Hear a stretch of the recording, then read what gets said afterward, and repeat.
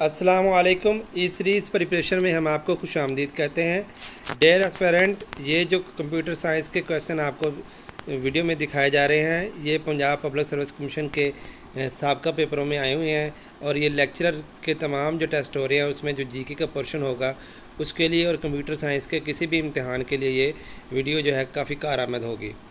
Which statement best define a computer, इसका correct answer जो है वो आ रहा है फर्स्ट और फोर कि ये कंप्यूटर जो होता है वो एक इलेक्ट्रिकल डिवाइस होता है, रिसीव करता है इनपुट को, फिर उसको प्रोसेस करता है, प्रोसेस करने के बाद हमें आउटपुट देता है। और ऑप्शन नंबर 4 जो है ये भी कंप्यूटर के बारे में ठीक है कि हार्डवेयर और सॉफ्टवेयर का कम्बिनेशन जो होता है वो कंप्यूटर कहलाता है। नेक्स्ट क्वेश्चन है the row of ABACUS represent the number digit, किसको शो करता है? डिजिट को शो करता है। Babbage analytical engine was consist which of the following, input, mill, store और उसके बाद क्या करता था? आउटपुट करता था। करेक्ट आंसर इसका सी है। नेक्स्ट क्वेश्चन है डियर एस्पिरेंट कि in Babbage's analytical unit the mill was like ALU। अब ALU स्टैंड फॉर क्या होता है? अरिथमेटिक लॉजिक यूनिट, और CPU स्टैंड फॉर क्या होता है? Central processing unit. तो यहाँ पे करेक्ट आंसर ALU है, arithmetic logic unit. Next question है which statement is true for Mark. Mark is an mechanical machine which can perform basic mathematical function and complicated calculation. कि mark जो है वो एक इलेक्ट्रोकेमिकल मशीन होती है जो बेसिक मैथमेटिकल फंक्शन और पेचीदा जो कैलकुलेशन होती है उनको सॉल्व करने में सरंजाम फ़ायदेमंद होती है, कारआमद होती है। नेक्स्ट क्वेश्चन है a distinguish feature of first generation computer was vacuum tube. First generation जो कंप्यूटर की थी उसमें वैक्यूम ट्यूब जो है वो पाई जाती थी। ENIAC, EDAC और EDVAC are the some example of the which of the following computer first generation computer की ENIAC, EDAC और EDVAC जो है फर्स्ट जनरेशन कंप्यूटर की एग्जाम्पल हैं। आगे नेक्स्ट क्वेश्चन है कि some of the shortcoming first generation computer are. First generation computer क्या था कि उसमें लार्ज साइज़ था और स्लो स्पीड थी, स्पीड स्लो थी और लो लेवल रिलायबिलिटी थी और लार्ज पावर कंजप्शन थी और डिफ़िकल्ट मेंटेनेंस थी। तो ये करेक्ट आंसर तमाम इसके जो डिसएडवांटेजेस बताए गए हैं ये तमाम के तमाम करेक्ट हैं, लिहाजा इसका डी ऑप्शन करेक्ट है। सेकंड जनरेशन कंप्यूटर में हमेशा जो है वो ट्रांजिस्टर इस्तेमाल होते थे। फर्स्ट में जो है वो वैक्यूम ट्यूब थी और सेकंड में जो है ट्रांजिस्टर इस्तेमाल हो रहे थे। The computer supporting some peripheral devices for the time belongs to which of the following generation. जिसमें पेरिफेरल डिवाइसेस यूज़ होती थी वो सेकंड जनरेशन कंप्यूटर है और इसमें ट्रांजिस्टर भी यूज़ होते हैं। ट्रांजिस्टर जो क्या होता है? ट्रांजिस्टर एक इलेक्ट्रिकल डिवाइस है, ये मैकेनिकल डिवाइस नहीं है, ना ही इलेक्ट्रोमैग्नेटिक डिवाइस है, ना ही प्रोग्रामेबल है, बल्कि ये इलेक्ट्रिकल डिवाइस है जो सिग्नल को एक्सेप्ट करती है। नेक्स्ट क्वेश्चन है one of the distinguish feature of the second generation computer is that के सेकंड जनरेशन ऑफ कंप्यूटर जो है ये क्या यूज़ करती थी? हाई लेवल लैंग्वेज यूज़ करती थी। नेक्स्ट क्वेश्चन है the use of operating system was introduce in which of the following generation. Operating system जो है वो थर्ड जनरेशन कंप्यूटर सिस्टम में इस्तेमाल हुआ है। तो फर्स्ट में वैक्यूम ट्यूब था, सेकंड में जनरेशन में जो है ट्रांजिस्टर इस्तेमाल हो रहे थे और थर्ड में जो है ऑपरेटिंग सिस्टम इस्तेमाल हो रहा है। अब नेक्स्ट क्वेश्चन है the technology integrated circuit was introduce in third generation. Integrated circuit भी जो है कि वो किस में इस्तेमाल हुए थे? थर्ड जनरेशन कंप्यूटर में इस्तेमाल हुए थे। The use of IC integrated circuit in third generation computer give the which of the following advantages. अब इंटीग्रेटेड सर्किट इस्तेमाल करने का फ़ायदा क्या हुआ था? सबसे पहले ये फ़ायदा हो गया था कि इसकी सॉफ्टवेयर प्रोग्रामिंग हो गई। सेकंड इसका फ़ायदा हुआ था कि रिड्यूस और साइज़ रिड्यूस हो गया था और साथ साथ इसकी प्राइस भी रिड्यूस हो गई थी और लार्ज स्टोरेज कैपेसिटी जो है ऑपरेटिंग सिस्टम भी इसमें यूटिलाइज़ हो गया था। मैं पहले भी बता चुका हूँ कि वैक्यूम ट्यूब जो है फर्स्ट जनरेशन में, दूसरे में ट्रांजिस्टर और थर्ड जनरेशन में जो है वो ऑपरेटिंग सिस्टम जो है यूज़ हुआ था और इसमें IC इंटीग्रेटेड सर्किट भी यूज़ होते हैं। अब नेक्स्ट क्वेश्चन आ रहा है कि the concept of database management system and multi programming sport first time in किस में हुआ था, 4th जनरेशन में। डेटाबेस मैनेजमेंट सिस्टम जो है 4th जनरेशन कंप्यूटर में यूटिलाइज़ हुआ है, उससे पहले 3 जो जनरेशन है उसमें यूज़ नहीं हुआ। Micro processor were introduce first time in 4th generation computer में माइक्रो प्रोसेसर यूज़ इस्तेमाल हुआ है, और इंट्रोड्यूस भी फर्स्ट टाइम ये तभी हुआ था। इंटेल 404 जो है ये फर्स्ट माइक्रो प्रोसेसर था। फर्स्ट माइक्रो प्रोसेसर कौन था Intel 404। Next question is over personal computer belong to which of the following generation. हमारा जो पर्सनल कंप्यूटर है, जो पीसी है, ये 4th जनरेशन के साथ जो है बिलोंग करता है। Next question is optical device use to which of the following computer first time. Microcomputer में फर्स्ट टाइम जो है ऑप्टिकल डिवाइस जो है वो हमने यूज़ की थी हमारी नॉलेज के मुताबिक। Idea of the computer thinking power, इनके जिसमें रोबोटिक्स वगैरह इस्तेमाल होते हैं, वो आर्टिफिशियल इंटेलिजेंस है, वो 5th जनरेशन कंप्यूटर में यूज़ हुई हैं। सेल्फ थिंकिंग जो है, थिंकिंग पावर जो किस में है, 5th जनरेशन कंप्यूटर में है। उसके बाद 4th जनरेशन कंप्यूटर किस चीज़ की कमी है 4th जनरेशन कंप्यूटर में, स्मॉल साइज़ भी हो गया था, मेमोरी भी छोटी हो ज़्यादा बढ़ गई, स्मॉल साइज़ और मेमोरी भी हो गई थी, स्पीड उसकी तेज़ हो गई थी, इनपुट आउटपुट डिवाइसेस भी लग गई थी, माइक्रो प्रोसेसर भी था। लेकिन 4th जनरेशन कंप्यूटर में आर्टिफिशियल इंटेलिजेंस नहीं है, ये artificial intelligence 5th generation computer में पाई जाती है। One of the following logic oriented programming language for artificial intelligence. Artificial intelligence के लिए जो logic oriented artificial language use की गई थी वो प्रोलॉग है।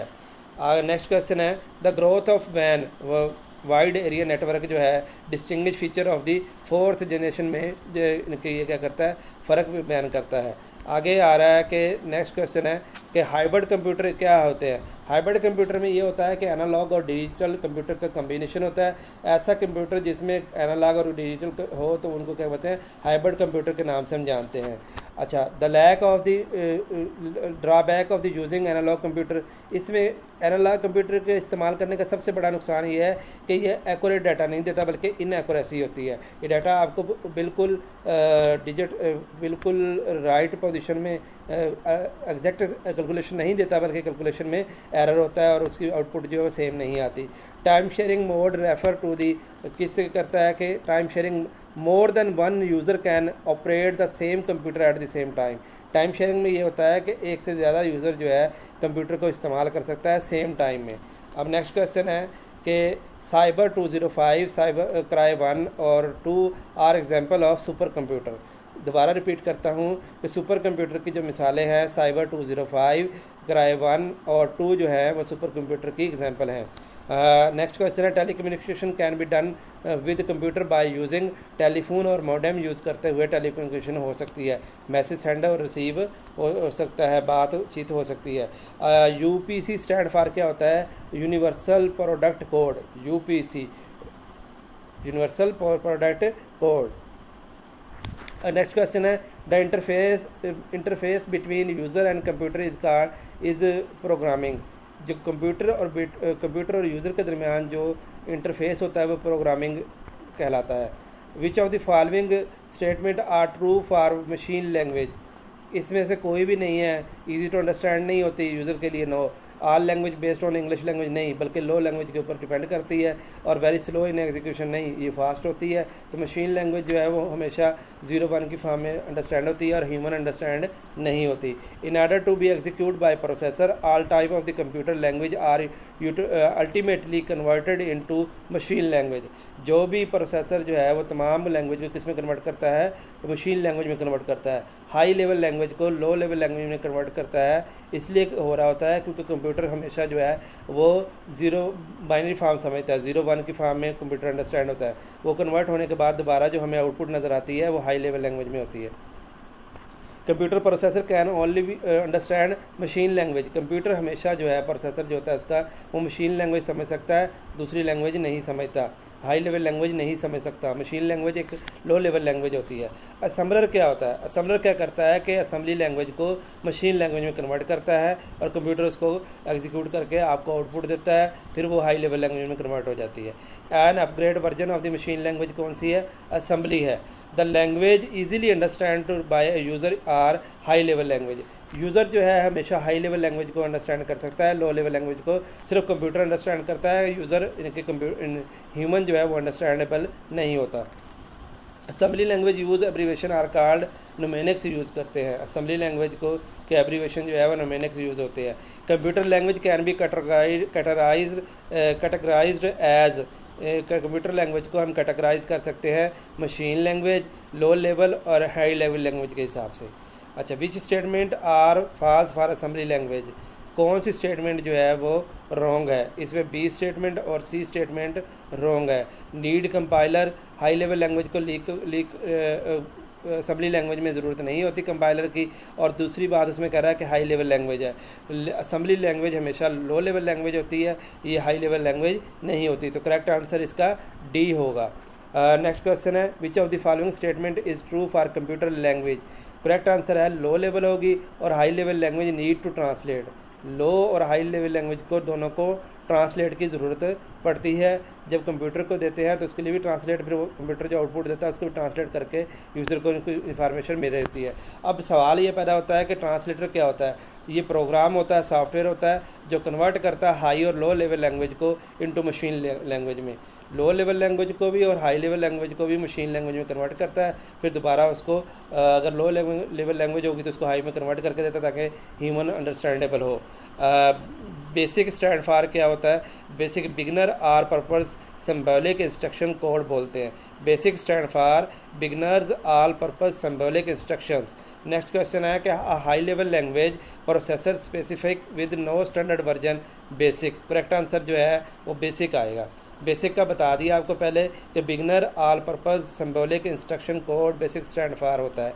High level language with concept of module is called Fortran, Fortran कहलाता है। Structure programming was applied in assembly language. Structure program कहाँ पे अप्लाइड होती है? असम्बली लैंग्वेज में। The following instruction are true for, किसके लिए ट्रू है ये हाई लेवल लैंग्वेज है। Use small program called function कहलाता है। Enhance version support object Orient concept होता है। प्रोग्रामिंग फेवर लैंग्वेज होती है, ये सी लैंग्वेज है। सी लैंग्वेज में हाई लेवल लैंग्वेज भी यूज़ होती है और उसके स्मॉल प्रोग्राम जो फंक्शन कहलाते हैं वो भी सी में यूज़ होते हैं। और प्रोग्राम फेवरेबल लैंग्वेज भी होती है, फेवरेट लैंग्वेज भी होती है।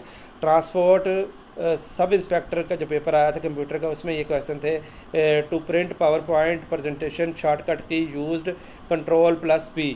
Spelling and grammar check option is available in tab review. Review में स्पेलिंग और ग्रामर का ऑप्शन मौजूद होता है। नेक्स्ट क्वेश्चन है, in Microsoft Word what is the document outline view?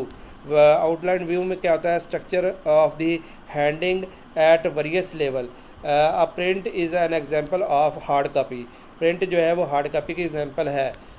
Next जो है, which of the following is not part of the biometric. Password जो है वो बायोमेट्रिक की एग्जांपल नहीं है। फिंगरप्रिंट भी बायोमेट्रिक की एग्जांपल है। फेशियल जो है वो भी है और चेहरे की होती है। और आइरिस रेटिना यानी कि आँख के अंदर जो रेटिना होता है वो भी क्या बायोमेट्रिक की एग्जांपल है। डियर एस्पिरेंट, उम्मीद है कि ये वीडियो आपको अच्छी लगी होगी। अगर आपको ये वीडियो अच्छी लगी है तो उन दोस्तों को ज़रूर सेंड करें जो दोस्त लेक्चरर PPSC का इम्तिहान दे रहे हैं और कंप्यूटर का इम्तिहान दे रहे हैं। बहुत शुक्रिया। पाकिस्तान जिंदाबाद।